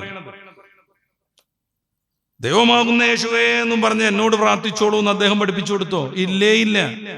അദ്ദേഹം പഠിപ്പിച്ചു കൊടുത്തത് എന്താ? സ്വർഗസ്ഥനായ പിതാവേ, നിന്റെ നാമം പൂജിതമാകട്ടെ, നിന്റെ രാജ്യം വരേണമേ, ഞങ്ങൾക്ക് അന്നാന്ന് വേണ്ട അപ്പം അന്നാന്ന് നൽകണമേ, ഞങ്ങൾ ഞങ്ങളുടെ കൂട്ടുകാരോട് ക്ഷമിച്ചതുപോലെ നീ ഞങ്ങളോട് ക്ഷമിക്കണമേ. സ്വർഗസ്ഥനായ പിതാവേ, നിന്റെ നാമം പൂജിതമാവേണമേ. ഇതാണ് അദ്ദേഹം പഠിപ്പിച്ചു കൊടുത്തത്. അല്ലാതെ എന്നെ ആരാധിച്ചുകൊണ്ടിരിക്കണം, ഞാനിതാ നിങ്ങളുടെ മുമ്പിൽ ഒരു ദൈവമായിട്ടില്ലേ എന്ന് അദ്ദേഹം പറഞ്ഞോ? ഇല്ല. മാനുഷികമായ എല്ലാ പ്രയാസങ്ങളും അദ്ദേഹം അനുഭവിക്കുന്നുണ്ട്. അദ്ദേഹത്തെ പിടിച്ചിട്ട് ജൂതന്മാർ കുരിശിൽ തറപ്പിച്ച് കൊല്ലുന്നത് ബൈബിൾ പറയുന്നുണ്ട്. അദ്ദേഹത്തെ 3 ദിവസം കബറടക്കിയ സംഗതിയും പറയുന്നുണ്ട്. ദൈവം എന്ന് പറയുന്ന കൺസെപ്റ്റിന് ഇതൊന്നും യോജിക്കില്ല. പിൽക്കാലത്ത് അങ്ങനെയുള്ള കുറെ ആന്തോളനങ്ങൾ ദൈവവിശ്വാസങ്ങളിൽ വന്നു. അത്തരം സന്ദർഭങ്ങളിലൊക്കെയും അവരെ തിരുത്താൻ അള്ളാഹു പ്രവാചകന്മാരെ നിയോഗിച്ചു. ലിതുൻദിറ ഖൗമൻ മാ ഉൻദിറ ആബാഉഹും. ഇതല്ലാത്തൊരു വിശദീകരണം ഈസാ അലൈഹി സ്വലാത്തു വസ്സലാം പഠിപ്പിച്ച മതമായിട്ട് നമുക്ക് കണ്ടെത്താൻ പറ്റില്ല. ഏറ്റവും അവസാനം കുരിശ് സംഭവമൊക്കെ കഴിഞ്ഞിട്ട് അദ്ദേഹം ശിഷ്യന്മാർക്ക് പ്രത്യക്ഷപ്പെടുന്ന ഒരു ആർദ്രമായ രംഗമുണ്ട്. അദ്ദേഹം മഗ്ദലക്കാരത്തി മറിയത്തെ വിളിച്ചിട്ട് പറയാണ്, നീ പോയിട്ട് നിന്റെ കൂട്ടുകാരോട് പറയുക, എന്റെ ദൈവവും നിന്റെ ദൈവവുമായ, എന്റെ പിതാവും നിന്റെ പിതാവുമായ ഒരുവനിലേക്ക് ഞാൻ കയറിപ്പോകുന്നു എന്ന് പറയുക. നോക്കുങ്ങള്, അവസാനം വരെ എത്ര വ്യക്തമായിട്ടാണ് അദ്ദേഹം പറയണത്. എന്റെ ദൈവവും നിന്റെ ദൈവവുമായ, എന്റെ പിതാവും നിന്റെ പിതാവുമായ. അപ്പൊ ദൈവം എന്ന് പറയുന്ന ഇലാഹിനെ ആരാധിക്കാൻ കൃത്യമായി പഠിപ്പിക്കുകയാണ് ആ പ്രവാചകനും ചെയ്തത്. അതുകൊണ്ട് ഇസ്രായേലെ കേൾക്ക എന്നൊക്കെ പറഞ്ഞ് ആമുഖം പറഞ്ഞ് ഇതിന്റെ ഗൗരവം മുന്നിൽ വെച്ച് നമ്മുടെ ദൈവം ഏകനാണെന്ന് പറയുന്നത്. പരിശുദ്ധ ഖുർആനിൽ സമാനമായ സൂക്തം സൂറത്ത് ശൂറായുടെ 11-ാമത്തെ വചനത്തിൽ നമുക്ക് കാണാം. ഫഅലം അന്നഹു ലാ ഇലാഹ ഇല്ലല്ലാഹ്. ഫഅലം അന്നഹു, കേൾക്കുക, പഠിക്കുക, ഉറപ്പിക്കുക, നേരാമണ്ണം വിശ്വസിക്കുക. ലാ ഇലാഹ ഇല്ലല്ലാഹ്, അല്ലാഹു അല്ലാതെ ഒരു അല്ലാഹു അല്ലാതെ ഒരു ദൈവമില്ല, അല്ലാഹു അല്ലാതെ ഒരു ആരാധനക്ക് അർഹൻ ഇല്ലേ ഇല്ല. പരിശുദ്ധ ഇസ്ലാം മുന്നോട്ട് വെക്കുന്ന ഈ അല്ലാഹു ആരാണ്? ഏറ്റവും ശ്രേഷ്ഠമായ ഖുർആനിക വചനം എന്ന് പണ്ഡിതന്മാർ പഠിപ്പിച്ച സൂറത്തുൽ ബഖറയുടെ 255 അത് കൃത്യമായി വിശദീകരിക്കുന്നുണ്ട്. അല്ലാഹു ലാ ഇലാഹ ഇല്ലാ ഹുവൽ ഹയ്യുൽ ഖയ്യൂം. അല്ലാഹു അല്ലാതെ മറ്റൊരാരാധനയില്ല. അൽ ഹയ്യു അൽ ഖയ്യൂം, എന്നെന്നും ജീവിച്ചിരിക്കുന്നവനാണ് അവൻ. എന്നെന്നും എന്നൊക്കെ പറയുമ്പോൾ നമ്മുടെ പരിധിയിൽ വരുന്ന ഒരു കാല പരിധിയെ നമ്മൾ കൊണ്ടുവരരുത്. നേരെ മറിച്ച് തുടക്കമെന്ന സംഭവമില്ലാത്ത, ഒടുക്കമെന്ന സംഗതിയില്ലാത്ത, അപ്പോഴേ ദൈവമുള്ളൂ, അപ്പോഴേ ദൈവമുള്ളൂ. വിശന്ന് കരയുന്നവൻ ദൈവമാവോ? മനുഷ്യരാൽ പീഡിപ്പിക്കപ്പെടുന്നവൻ ദൈവമാവോ? മനുഷ്യരുടെ എല്ലാ ചാപല്യങ്ങളുമുള്ളയാൾ ദൈവമാകുന്നത് എങ്ങനെയാണ്? പലരും ചേർന്ന് ആക്രമിച്ച് കൊല്ലുന്നയാൾ ദൈവമാകുന്നത് എങ്ങനെയാണ്? ഒരിക്കലും പറ്റില്ല, ഒരിക്കലും പറ്റില്ല. സൂറത്ത് ശൂറയുടെ 11-ാമത്തെ വചനത്തിൽ ഫഅലം അന്നഹു ലാ ഇലാഹ ഇല്ലല്ലാഹ്, ഞാൻ സൂറത്ത് ശൂറയുടെ 11 എന്ന് പറഞ്ഞിട്ടുണ്ടായിരുന്നു, അല്ല, അത് സൂറത്ത് മുഹമ്മദിന്റെ 19 ഫഅലം അന്നഹു ലാ ഇലാഹ ഇല്ലല്ലാഹ്. പഠിക്കുന്ന വിദ്യാർത്ഥികളൊക്കെ ഉള്ളതുകൊണ്ട് അത് മാറണ്ടെന്ന് എഴുതിയിട്ട് ഞാൻ തിരുത്താൻ. സൂറത്ത് ശൂറയുടെ 11-ാമത്തെ വചനത്തിൽ അല്ലാഹു പറയുന്നു, ലൈസ കമിസ്ലിഹി ഷൈഉൻ, ലൈസ കമിസ്ലിഹി ഷൈഉൻ, അല്ലാഹുവിനെ പോലെ ഒന്നുമേയില്ല. അതൊരൊറ്റ വർത്താനാണ്. ഏത് രീതിയിലും അല്ലാഹുവിനെ പോലെ ഒന്നും ഉണ്ടാവില്ല. അവന്റെ ഏകത്വം പോലെ ഏകത്വം ഉണ്ടാവില്ല. ഞാൻ ഏകനാണ്, നിങ്ങളൊക്കെ ഏകരാണ്. നമ്മൾ പറയും കല്യാണം കഴിക്കാത്ത ആൾ ഓൻ ഏകനായി ജീവിക്കാൻ, ഒറ്റയ്ക്ക് ജീവിക്കാൻ. പക്ഷെ അള്ളാഹുവിന്റെ ഏകത്വം പോലെ ഒരു ഏകത്വം ഉണ്ടാവില്ല. അള്ളാഹു കാണുന്നു, നമ്മളും കാണുന്നു. അള്ളാഹു കാണുന്നത് പോലെ നമുക്കാർക്കും കാണാനേ സാധ്യമല്ല. അള്ളാഹു കേൾക്കുന്നു, നമ്മൾ കേൾക്കുന്നു. അത് തമ്മിൽ ഒരു ബന്ധവുമില്ല, ഒരു ബന്ധവുമില്ല. പരിശുദ്ധ ഖുർആനിൽ അള്ളാഹുവിനെ കുറിച്ച് പരാമർശിക്കുന്നിടത്ത് അള്ളാഹു സമദ് എന്ന് പ്രയോഗമുണ്ട്. ആ സൂറത്തിന്റെ പേര് തന്നെ സമദ് എന്നും തൗഹീദ് എന്നൊക്കെയാണ്. സൂറത്ത് സമദ്, സമദ് എന്ന് പറഞ്ഞാൽ എന്താ? നിരാശ്രയൻ, പടച്ച റബ്ബ് മാത്രം അങ്ങനെയാണ്. എനിക്ക് ആരെയും ആശ്രയമില്ല എന്നൊക്കെ വേണമെങ്കിൽ നല്ല പണത്തിന്റെ പളപളപ്പിൽ ഒരാൾക്ക് പറയാൻ പറ്റും. പക്ഷേ ഒരു 100,000 ആളുകളെ ആശ്രയിക്കാതെ അവന് ജീവിക്കൽ സാധ്യമല്ല. അവന് പണമുണ്ട്, അവന് വണ്ടി വാങ്ങാൻ പറ്റും, പക്ഷേ വണ്ടി അവന് നിർമ്മിക്കാൻ പറ്റൂല. അത് നിർമ്മിക്കണമെങ്കിൽ ആയിരക്കണക്കിന് തൊഴിലാളികളുടെ അധ്വാനം വേണം, ആയിരക്കണക്കിന്. അവന് ഭക്ഷണം മേടിക്കാൻ പറ്റും, പക്ഷെ ഭക്ഷണം നിർമ്മിക്കപ്പെട്ട് അവന്റെ മുന്നിലെത്തണമെങ്കിൽ ആയിരക്കണക്കിന് ആളുകളുടെ അധ്വാനം വേണം. എനിക്ക് ആരെയും ആശ്രയമില്ല എന്ന് വേണമെങ്കിലൊക്കെ ഒരു ഭംഗിവാക്കായിട്ട് പറയാൻ പറ്റും. പക്ഷേ സൃഷ്ടികളിൽ ആർക്കും ഒരാളെയും ഒരു വസ്തുവിനെയും ആശ്രയിക്കാതെ ജീവിക്കാനേ പറ്റൂല. നോക്കുങ്ങള്, ആരുടെയും അധ്വാനമില്ലാതെ അവന് ഭക്ഷണം കിട്ടി സങ്കല്പിക്കുക. ഈ ഭക്ഷണത്തെ ആശ്രയിക്കാതെ അവന് ജീവിക്കാൻ പറ്റൂല. ദാഹം വരുമ്പോ വെള്ളത്തെ ആശ്രയിക്കാതെ അവന് മുന്നോട്ട് പോകാൻ പറ്റില്ല. രോഗം വരുമ്പോ ഔഷധത്തെ സേവിക്കാതെ അവൻ ഒരിക്കലും മുന്നോട്ട് പോകാൻ പറ്റൂല. പടച്ച റബ്ബ് അങ്ങനല്ല. ലൈസ കമിസ്ലിഹി ഷൈഉൻ, അവന് തുല്യരായ ആരുമേ ഇല്ല. വഹുവസ് സമദ്, അവൻ നിരാശ്രയനാകുന്നു, ആരെയും ആശ്രയിക്കേണ്ടതില്ല. അള്ളാഹുവിന്റെ വിശേഷണങ്ങളും സൃഷ്ടികളുടെ വിശേഷണവും വ്യത്യാസപ്പെടുന്നത് അവിടെയാണ്. ചിലപ്പോഴൊക്കെ അള്ളാഹുവിനെ കുറിച്ച് പറഞ്ഞ പരാമർശം തന്നെ മറ്റ് സൃഷ്ടികളെ കുറിച്ചും ഖുർആൻ പ്രയോഗിക്കുന്നുണ്ട്. സൂറത്ത് തൗബയുടെ 128-129 വചനങ്ങൾ. മഹാനായ റസൂലുള്ളാഹി സ്വല്ലല്ലാഹു അലൈഹി വസല്ലമ തങ്ങളെ കുറിച്ച് പറയുന്നു, റഊഫുൻ റഹീമുൻ. സ്വല്ലല്ലാഹു അലൈഹി വസല്ലമ തങ്ങളെ കുറിച്ച് അങ്ങനെ തന്നെ പറയുന്നു, ലഖദ് ജാഅകും റസൂലുൻ മിൻ അൻഫുസികും അസീസുൻ അലൈക്കും അലൈഹി മാ അനിത്തും, അല്ലേ? റഊഫുർ റഹീം. റസൂലുള്ളാഹി സ്വല്ലല്ലാഹു അലൈഹി വസല്ലമ തങ്ങൾ റഊഫാണ്, റഹീമാണ്. പരിശുദ്ധ ഖുർആനിൽ അള്ളാഹിനെ കുറിച്ച് ഏറ്റവും കൂടുതൽ പ്രയോഗിച്ച ഒരു വിശേഷണമാണ് ഈ റഹീം. ഇതേ വിശേഷണം, ഇതേ പദം അള്ളാഹുവിന്റെ റസൂലാവുന്ന സൃഷ്ടിയെക്കുറിച്ചും ഖുർആനിൽ പ്രയോഗിക്കുന്നു. അപ്പൊ എന്താ അതിന്റെ ഒരു അർത്ഥം? അവിടെയാണ് ഈ സ്വമദിന്റെ പ്രസക്തി. പടച്ച റബ്ബ് റഹീമാണ്, അവൻ സ്വയം പര്യാപ്തനാണ്. റസൂലുള്ളാഹി സ്വല്ലല്ലാഹു അലൈഹി വസല്ലം തങ്ങൾ അല്ലെങ്കിൽ നമ്മൾപ്പെട്ട പല ആളുകളും കാരുണ്യം ചെയ്യുന്നവരാണ്. ഹബീബായ നബി തങ്ങൾ കാരുണ്യത്തിന്റെ കേദാരമാണ്, ഒക്കെ റെഡിയാണ്. പക്ഷേ അത് സ്വയം ആർജിച്ചെടുത്തതല്ല, പടച്ച റബ്ബ് നൽകിയതാണ്. പടച്ച റബ്ബ് നൽകിയതാണ്. ഈ റബ്ബിനെയാണ് എല്ലാവരും ആരാധിച്ചു വന്നത് നേരാവണ്ണം. ഈ റബ്ബിന്റെ പേരാണ് പരിശുദ്ധ ഖുർആൻ മുന്നോട്ട് വെക്കുന്ന അള്ളാഹ് എന്നത്. അള്ളാഹു എന്ന് പറഞ്ഞ രണ്ട് പദങ്ങളുടെ സമുച്ചയാണ്. ഒന്ന് അൽ, ഒന്ന് ഇലാഹ്. അൽ ഇലാഹ്, ദി ഗോഡ് എന്ന് വേണമെങ്കിൽ പറയാം. നമുക്ക് പൂർണ്ണാർത്ഥത്തിൽ ദൃഷ്ടാന്തം പൂർണ്ണമല്ലെങ്കിൽ പോലും അങ്ങനെ പറയാം. ഗോഡ് എന്ന് പറഞ്ഞാൽ ദൈവങ്ങളായി ആരാധിക്കപ്പെടുന്നവരൊക്കെ. ദി ഗോഡ് എന്ന് പറഞ്ഞാൽ ഏക വ്യക്തിത്വം, ഏതർത്ഥത്തിൽ ആരാധിക്കപ്പെടുക എന്ന വിഷയത്തിൽ മറ്റാരും തുല്യരില്ലാത്ത വിധം ഏകനായവൻ. ഇലാഹ് എന്ന് പറഞ്ഞാലും ആരാധിക്കപ്പെടുന്നവൻ എന്നാണ് അർത്ഥം. ഏത് ഇലാഹിനെ കുറിച്ചും ഇലാഹ് എന്ന് പറയാം, ആരാധിക്കപ്പെടുന്നവൻ എന്ന് പറയാം.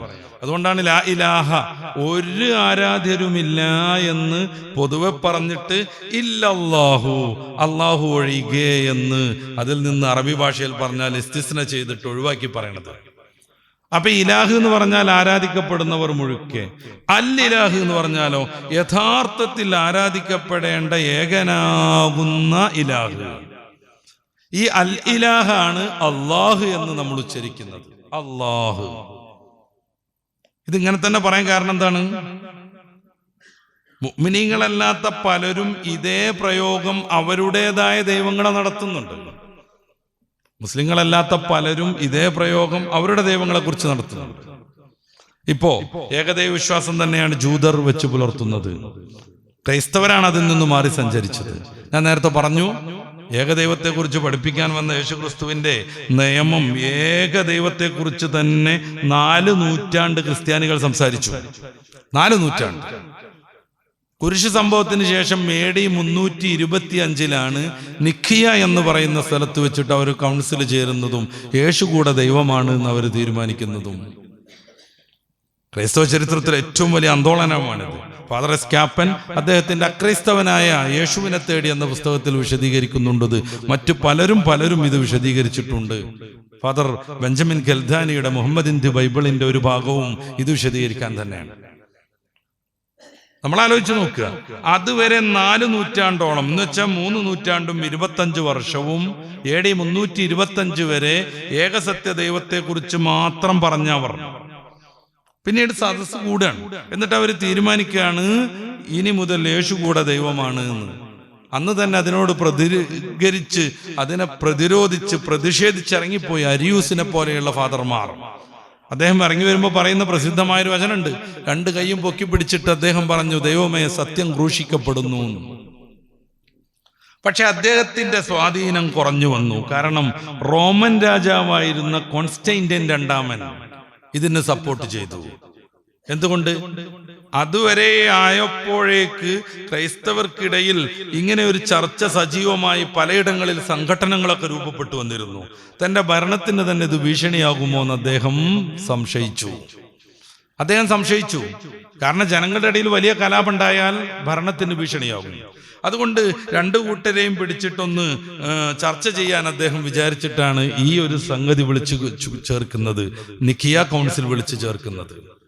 അവിടെ വെച്ചിട്ട് പരസ്പരം സംവാദങ്ങൾ നടന്നു. ഇതിൻ്റെയൊക്കെ അടിസ്ഥാനപരമായ കാരണം മറ്റൊന്നുകൂടെ ഉണ്ട്. യേശുക്രിസ്തു ജീവിച്ച കാലത്ത് തെർത്തൂസിൽ ജീവിച്ചൊരു മനുഷ്യനുണ്ടായിരുന്നു. പൗലോസ് എന്നാണ് അദ്ദേഹത്തിന്റെ പേര്. തെർത്തൂസ് എന്ന് പറഞ്ഞാൽ ഇന്നത്തെ തുർക്കിയുടെ ഭാഗമാണ്. അദ്ദേഹം പലപ്പോഴും ഈസാ അലൈഹി സ്വലാത്തു വസ്സലാമിനെ അല്ലെങ്കിൽ യേശുക്രിസ്തുവിനെ കാണാനും അറിയാനും ഒക്കെ ചാൻസ് കിട്ടിയിട്ടും അദ്ദേഹത്തിന്റെ അടുത്ത് പോയില്ല. എന്നല്ല, അദ്ദേഹത്തിന്റെ അനുയായികളെ ക്രൂരമായി പീഡിപ്പിച്ച് നടന്നു. പലരെയും കൊന്നുകളഞ്ഞു. സ്തഫാന്യോസ് എന്ന് പറയുന്ന അനുയായികളൊക്കെ കൊല്ലുന്നതിന് അദ്ദേഹം കാർമ്മികത്വം വഹിച്ചു.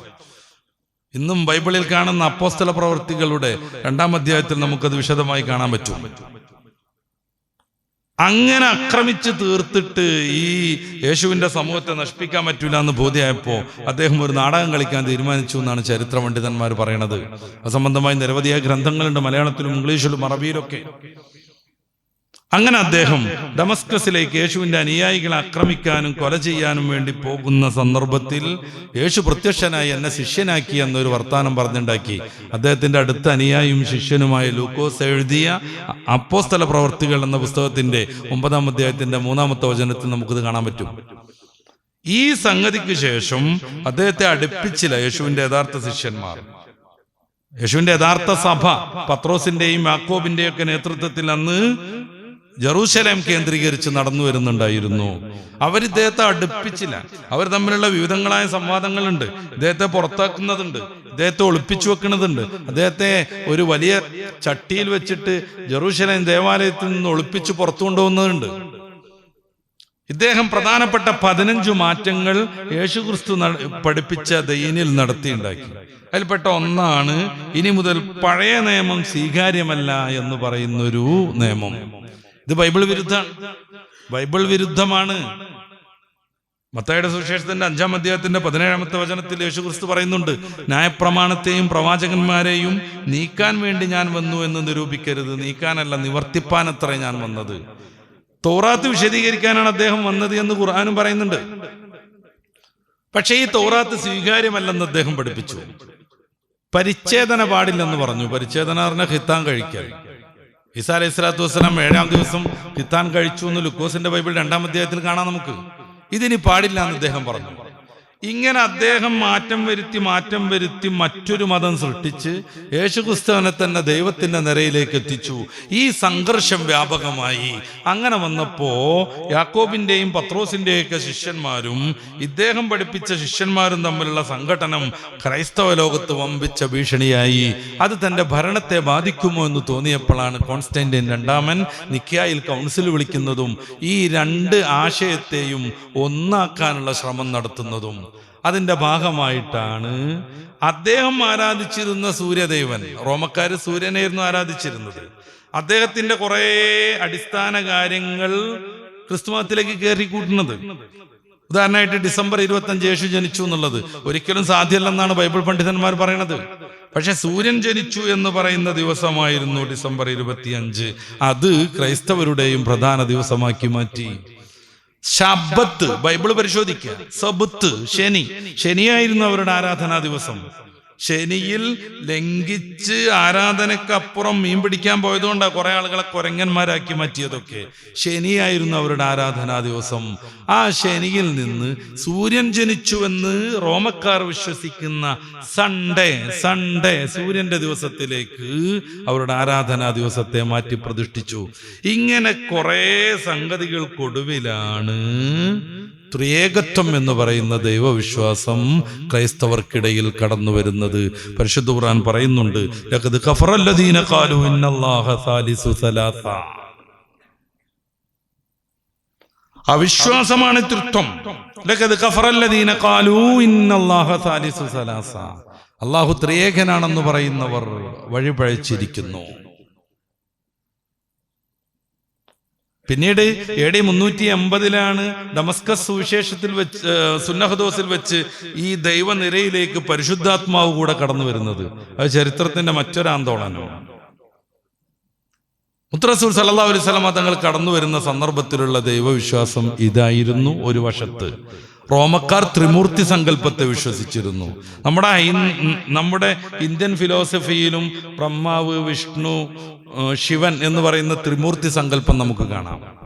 അടിസ്ഥാനപരമായി ഇന്ന് നിലവിലുള്ള എല്ലാ മതഗ്രന്ഥങ്ങളും പഠിപ്പിക്കുന്നത് പക്ഷേ ഏകദൈവ വിശ്വാസമാണ്. എല്ലാ മതങ്ങളും പഠിപ്പിക്കുന്നത് ഏകദൈവ വിശ്വാസം. നമുക്ക് സെമിറ്റിക് മതങ്ങളെ കുറിച്ച് മാത്രം പറയാം. ഹൈന്ദവ ദർശനങ്ങളിൽ ഏകദൈവ വിശ്വാസം പരന്നു കിടക്കുന്നുണ്ട്. തീർച്ചയായിട്ടും അവനെ കണ്ണുകൊണ്ട് കാണാൻ പറ്റില്ല. കണ്ണുകൾക്ക് കാഴ്ച നൽകുന്നവനാണ് അവൻ. അവനൊരിക്കലും ചെവി കൊണ്ട് കേൾക്കാൻ പറ്റില്ല.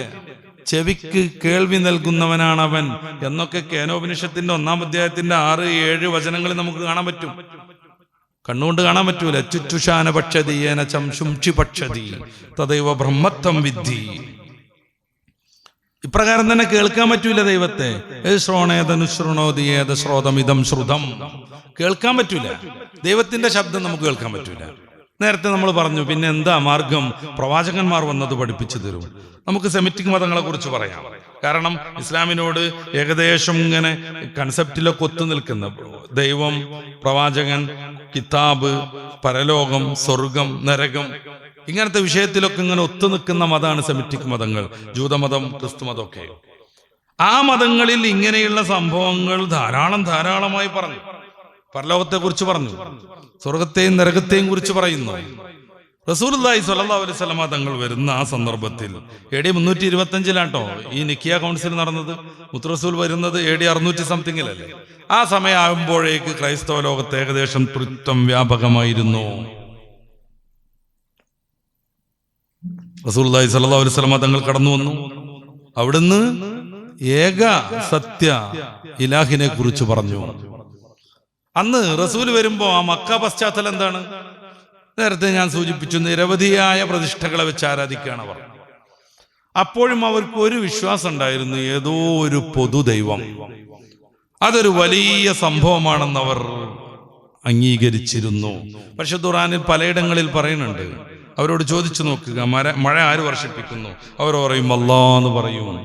ആരാണ് കടലിന്റെ നിഗൂഢതയിൽ അകപ്പെടുമ്പോ രക്ഷപ്പെടുത്താനുള്ളത്? അല്ലാഹ് എന്ന് പറയും. ആരാണ് അന്നം നൽകുന്നത്? അല്ലാഹ് എന്ന് പറയും. ആ ഒരു വലിയ ദൈവത്തിലേക്ക് അടുപ്പിക്കാനാണ് ഞങ്ങൾ കുഞ്ഞു കുഞ്ഞു ദൈവങ്ങളാവുന്ന ലാത്ത, ഉസ്സ, മനാത്ത, ഹുബലനൊക്കെ ആരാധിക്കുന്നതെന്ന് അവർ പറഞ്ഞിരുന്നു.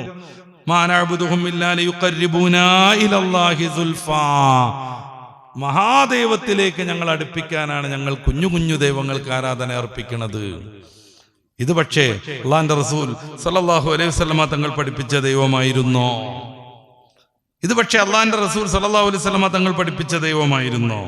ഒരിക്കലുമല്ലെന്ന് ഖുർആൻ ഹദീസ് പഠനം നമ്മളെ ബോധ്യപ്പെടുത്തും. അപ്പൊ അല്ലാഹു എന്നോല് പറഞ്ഞതോ ഞാൻ നേരത്തെ സൂചിപ്പിച്ചു. അറേബ്യൻ ഭാഷ സംസാരിക്കുന്നവരൊക്കെയും അവരുടെ ദൈവത്തെ കുറിച്ച് അല്ലാഹ് എന്ന് പ്രയോഗിച്ചിരുന്നു. ഇപ്പൊ ക്രൈസ്തവരൊക്കെ ഉണ്ട്, വേണ്ടാത്ത വിധം വൃത്തികെട്ട വിമർശനങ്ങളുമായ ഇറങ്ങിയ ചില ക്രൈസ്തവരൊക്കെ ഉണ്ട്.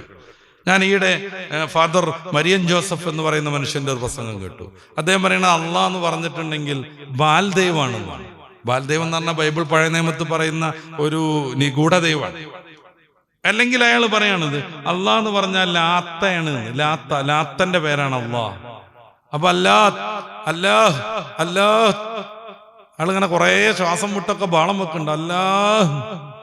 അല്ലാഹ് എന്ന് പറഞ്ഞിട്ട് ലാത്താക്കാൻ വേണ്ടിയിട്ട്. ലാത്ത എന്നുള്ളത് ബാത്ത ആണ്, ഒരിക്കലും വഖഫ് ചെയ്യുമ്പോൾ പോകാൻ പാടുള്ളതല്ല. ആ ചങ്ങാതി ഇവിടെ ഒരു താ ഉണ്ടായിരുന്നു അല്ലാഹ് എന്നുള്ള അടുത്ത്, അതങ്ങനെ വഖഫ് ചെയ്തപ്പോ പോയതാണെന്നാണ്. വഖഫ് ചെയ്തപ്പോ പോവുകയാണെങ്കിൽ എഴുത്തിൽ വേണം, അത് ഉച്ചാരണത്തിൽ മാത്രമേ പോകുള്ളൂ. അങ്ങനൊന്നും വിശദീകരിക്കേണ്ട യാതൊരു കാര്യമില്ല. ഇത് ഒരു നിഗൂഢ ദൈവം, അല്ലെങ്കിൽ ഒരു ലാത്ത പോലെയുള്ള ഒരു ബിംബം, അതല്ലെങ്കിൽ ഏതോ ഒരു ഗോത്രവർഗ ദൈവം ആയിരുന്നുവെങ്കിൽ നിലവിലുള്ള എല്ലാ അറബി ബൈബിളും പരിശോധിക്കുക, ദൈവത്തെക്കുറിച്ച് അല്ലാഹ് എന്ന് തന്നെയാണ് അവിടെ പ്രയോഗം. ദൈവത്തെക്കുറിച്ച് അല്ലാഹ് എന്ന് തന്നെയാണ് പ്രയോഗം. അപ്പൊ അറബി ക്രൈസ്തവർ വായിക്കുന്ന ബൈബിളിലുള്ള ഈ അല്ലാഹ് ലാത്തയാണ് എന്നാണോ ഇവരൊക്കെ പറയുന്നത്?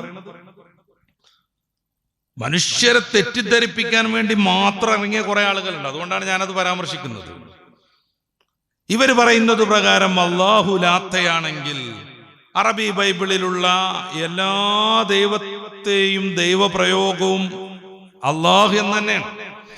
യോഹന്നാന്റെ സുവിശേഷത്തിന്റെ തുടക്കം നമ്മൾ വായിക്കുക, ഫിൽ ബദഇ കാനൽ കലിമ അൽ കലിമത്തു മഅല്ലാഹ് അൽ കലിമത്തു ഹുവല്ലാഹ്.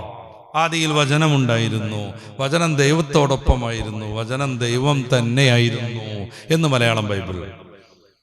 ആദിയിൽ വചനം ഉണ്ടായിരുന്നു. ഫിൽ ബദഇ കാനൽ കലിമ അൽ കലിമത്തു ഹുവല്ലാഹ്. യോഹന്നാൻ സുവിശേഷത്തിന്റെ 1-ാം അധ്യായത്തിന്റെ 1-ാമത്തെ വചനത്തിൽ പറയുന്ന അല്ലാഹ് ലാത്തയാണോ എന്ന് മരിയം ജോസഫ് വിശദീകരിക്കണം. വൃത്തികേട് മാത്രം പ്രചരിപ്പിക്കാൻ ശ്രമിക്കുന്ന, വിജ്ഞാനത്തോട് ഒരു ലവലേശം സത്യസന്ധതയില്ലാതെ ക്ലിപ്പും പ്രസംഗവുമായി ഇറങ്ങുന്നവരൊക്കെ വിശദീകരിക്കണം. ബൈബിളിൽ ഉടനീളം അല്ലാഹ് എന്ന് പറയുന്നത്. മലേഷ്യയിൽ ഒരു കേസ് പോലും നടന്നു. എന്തുകൊണ്ട്?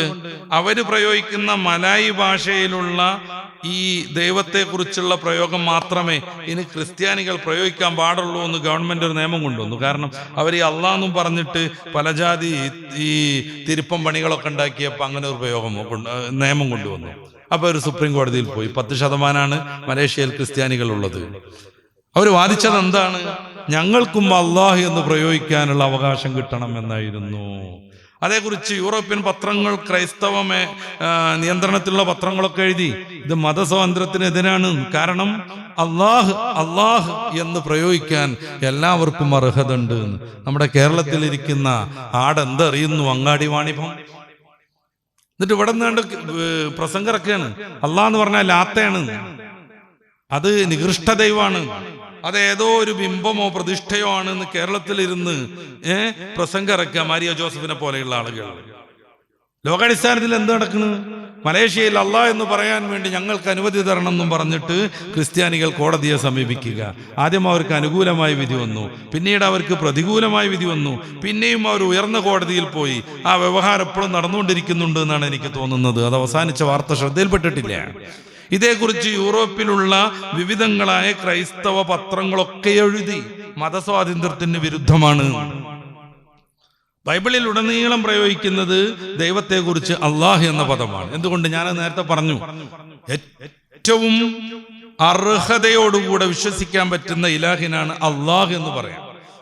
അപ്പൊ അവരൊക്കെ അവരുടെ ഇലാഹിനെ അങ്ങനെ തന്നെ വിചാരിക്കുന്നു. അള്ളാഹുവിന്റെ ഒരു പ്രയോഗമാണ് അസീസ്, അതവർ പ്രയോഗിക്കുന്നു. നമുക്കറിയാം, സദ്ദാം ഹുസൈന്റെ ഭരണകാലത്ത് അദ്ദേഹത്തിന്റെ അടുത്ത മന്ത്രിയായിരുന്ന ഒരു താരിഖ് അസീസ് ഉണ്ടായിരുന്നു.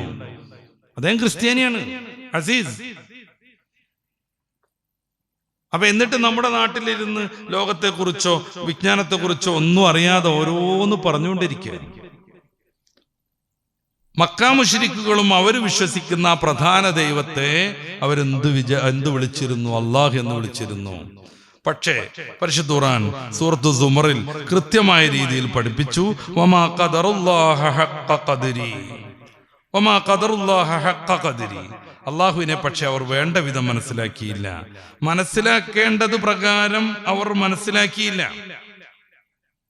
എന്നിട്ട് അള്ളാഹുവിനെ മനസ്സിലാക്കാനുള്ള ചില സംഗതികൾ സൂറത്തു സുമറിന്റെ 67-ാമത് വചനത്തിൽ അള്ളാഹു പറയുന്നു, വല്ലർളു ജമീഅൻ ഖബ്ലതുഹു യൗമൽ ഖിയാമ വസ്സമാവാതു മത്വിയാതും ബിയമീനി സുബ്ഹാനഹു വതആല അമ്മാ യുശ്രികൂൻ.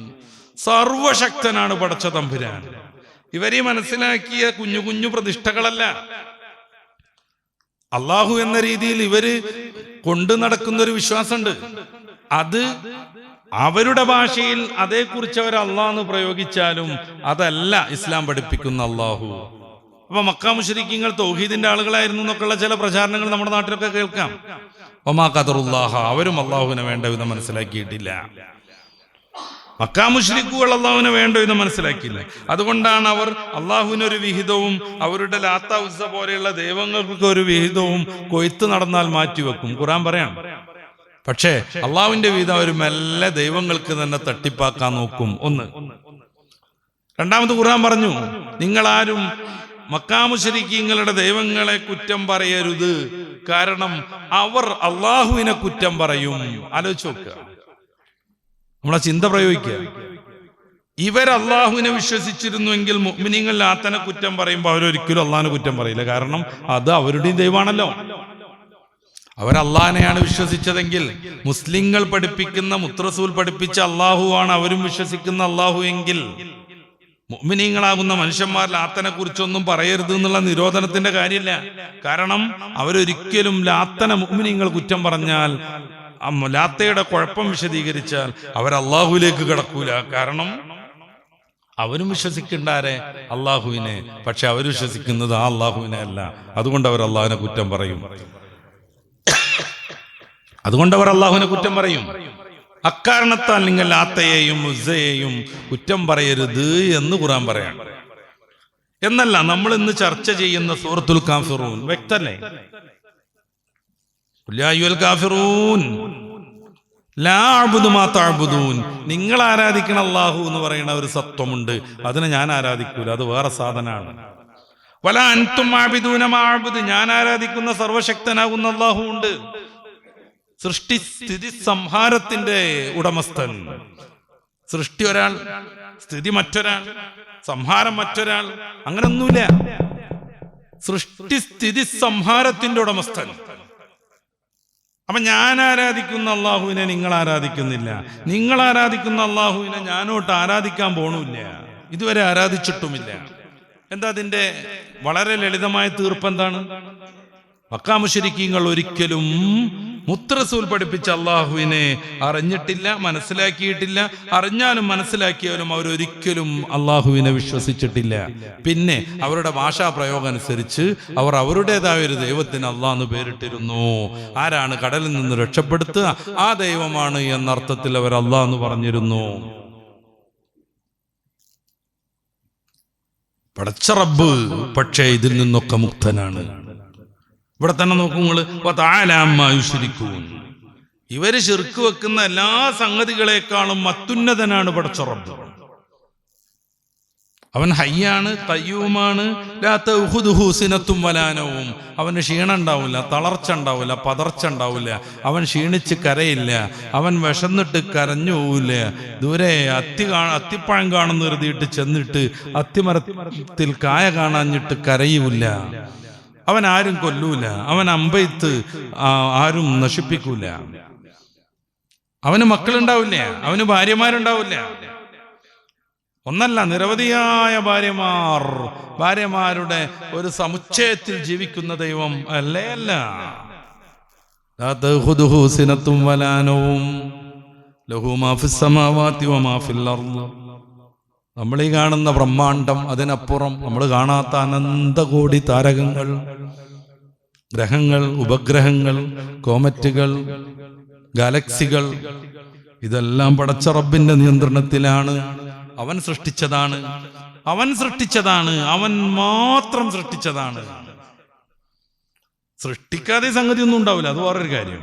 നമ്മൾ പലപ്പോഴും അത് സംസാരിച്ചതാണ്, ഞാൻ അങ്ങോട്ട് പോകുന്നില്ല, നമ്മുടെ സമയം അവസാനിച്ചുകൊണ്ടിരിക്കുന്നു. അതെല്ലാം അവൻ സൃഷ്ടിച്ചതാണ്. ലഹു മാ ഫിസ് സമാവാതി വമാ ഫിൽ അർള് വലാ യഊദുഹു ഹിഫ്ളുഹുമാ. ഇതിന്റെ സംരക്ഷണം, ഇതിന്റെ സ്ഥിതി, ഇതിന്റെ സംഹാരം, ഇതിന്റെ സൃഷ്ടി, അതൊന്നും അല്ലാഹുവിനൊരു സംഭവമേ അല്ല. അതല്ലാഹു ഇത് ഈ ജാതി പരിപാടികൾ അനന്തമായ അല്ലെ, അനന്തമജ്ഞാതം അവർണ്ണനീയം അല്ലെ ഈ പ്രപഞ്ചം. അതിന്റെ സൃഷ്ടിയോ സംഹാരമോ അതിന്റെ സ്ഥിതിയോ അതിനെ കൊണ്ടു നടക്കലോ ഒന്നും പടച്ച റബ്ബിനെ തീരെ ക്ഷീണിപ്പിക്കൂല. വഹുവൽ അലിയ്യുൽ അദീം, അവൻ അത്യുന്നതനാണ്, അവൻ സർവസ്വവും അറിയുന്നവനാണ്. അവൻ സർവസ്വവും അറിയും. നമ്മൾ ബുദ്ധിപരമായിട്ട് തന്നെ ചിന്തിച്ചാൽ ഈ പ്രപഞ്ചത്തിന്റെ സൃഷ്ടാവിനെ നമുക്ക് കണ്ടെത്താൻ പറ്റും. ആ സൃഷ്ടാവ് അറിയണവനാവണം, എങ്കിലേ സൃഷ്ടികർമ്മവും അനുബന്ധ കാര്യങ്ങളും നടത്താൻ പറ്റുള്ളൂ. അവൻ സർവശക്തനാവണം, എങ്കിലേ പ്രപഞ്ചത്തെയും അതിലുള്ള സർവസ്വത്തെയും നിയന്ത്രിക്കാൻ പറ്റുള്ളൂ. അവൻ കാണണം, അവൻ കേൾക്കണം, എങ്കിലേ പ്രാർത്ഥനയ്ക്ക് ഉത്തരം പറയാൻ പറ്റുള്ളൂ. അവൻ കേൾക്കണം, അവൻ ഏകനായിരിക്കണം. രണ്ടാളുണ്ടായി കഴിഞ്ഞാൽ പരിശുദ്ധ ഖുർആൻ രണ്ട് രീതിയിൽ അത് സമർത്ഥിക്കുന്നുണ്ട്. ഒന്ന് ദൈവമല്ലാതായി തീരും എന്നത് സുനിശ്ചിതം. ഒരാളെ നിർമ്മിക്കുന്നു, മറ്റാളെ സംഹരിക്കുന്നു. ഒരാളെ നിലനിർത്താൻ ശ്രമിക്കുന്നു, മറ്റാൾ നശിപ്പിക്കാൻ ശ്രമിക്കുന്നു. ലോകം താറുമാറാകും. ലൗ കാന ഫീഹിമാ ആലിഹ ഇല്ലല്ലാഹ് ലഫസദതാ.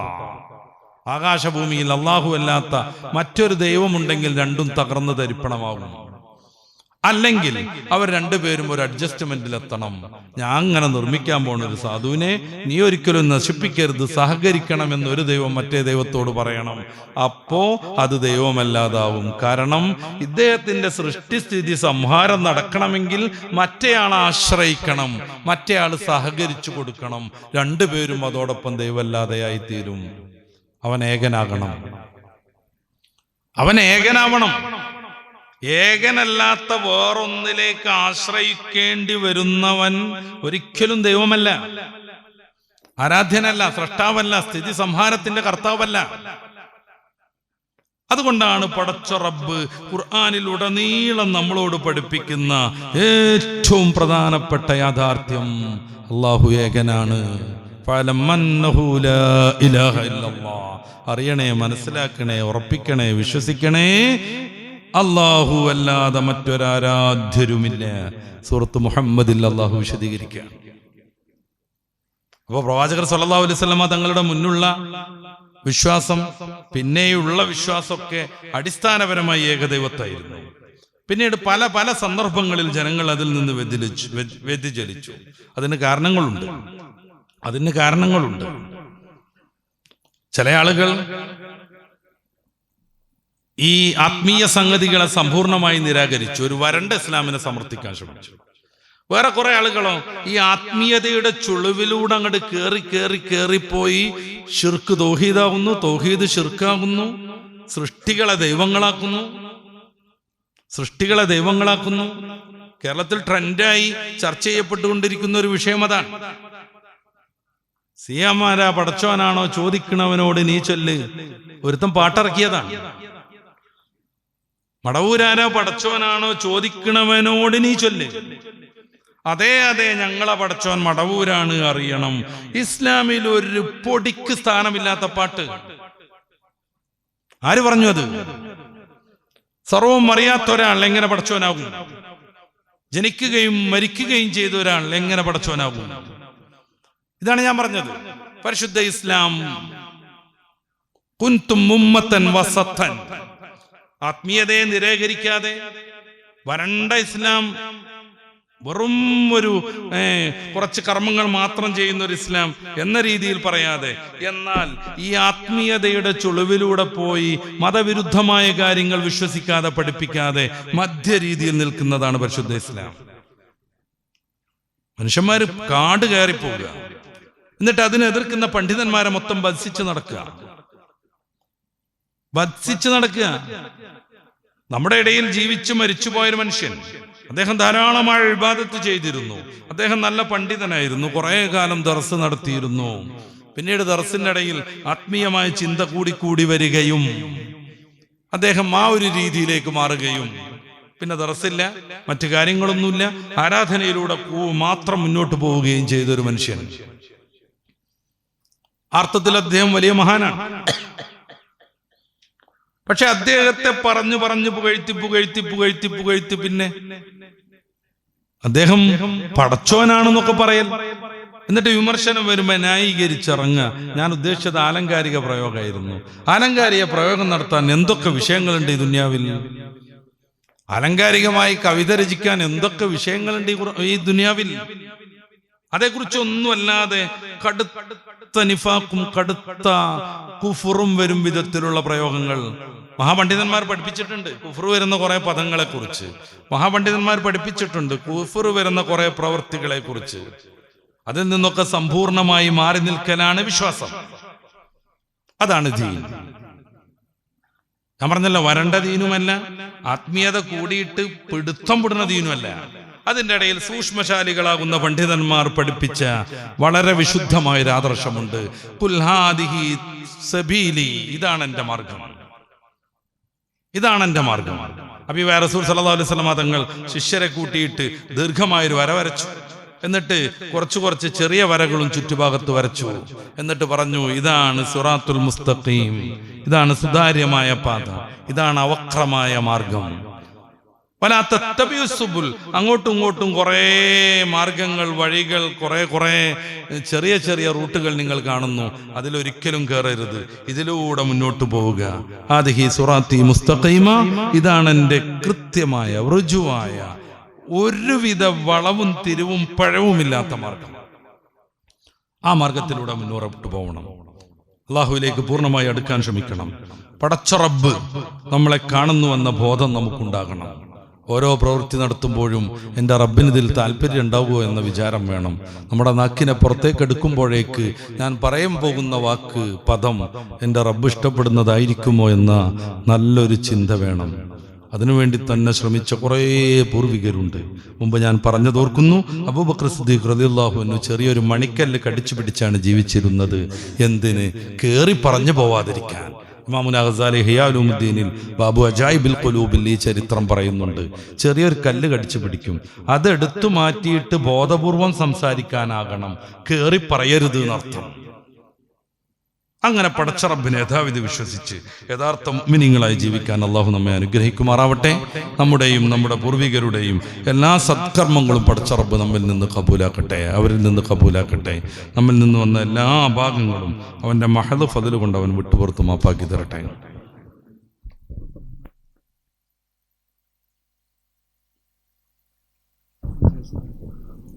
നമ്മുടെ സഹോദരൻ്റെ വാപ്പ മാലാറമ്പ് ആശുപത്രി 2 ആഴ്ച ആയി എന്നാ പറയണത്. അള്ളാഹു ഷിഫയാക്കി കൊടുക്കട്ടെ, എല്ലാവിധ സലാമത്ത് നൽകട്ടെ. നമ്മുടെ ഈ ക്ലാസ്സിൽ സജീവമായിട്ട് പങ്കെടുക്കുകയും നമ്മുടെ പള്ളിയുടെ സജീവ സേവകനാവുകയും അതിനപ്പുറം നമ്മുടെ ദർസിന്റെ ഖാദിമാവുകയും ചെയ്തിരുന്ന നാസർ സാഹിബ് മിഞ്ഞാന്ന് കറണ്ട് അപകടത്തിൽ മരണപ്പെട്ടു. ഈ കഴിഞ്ഞ വെള്ളിയാഴ്ച ഞാനിവിടെ ആയിരുന്നു ജുമഅക്ക് കൂടിയത്. പിരിഞ്ഞു പോകുമ്പോൾ പോലും അദ്ദേഹം എന്നോട് സംസാരിച്ചിരുന്നു, ഖുർആൻ ക്ലാസിനെ കുറിച്ച് തന്നെ പറഞ്ഞിരുന്നു. അല്ലാഹു സുബ്ഹാനഹു വ തആല അദ്ദേഹത്തിന് മഗ്ഫിറത്ത് കൊടുക്കട്ടെ.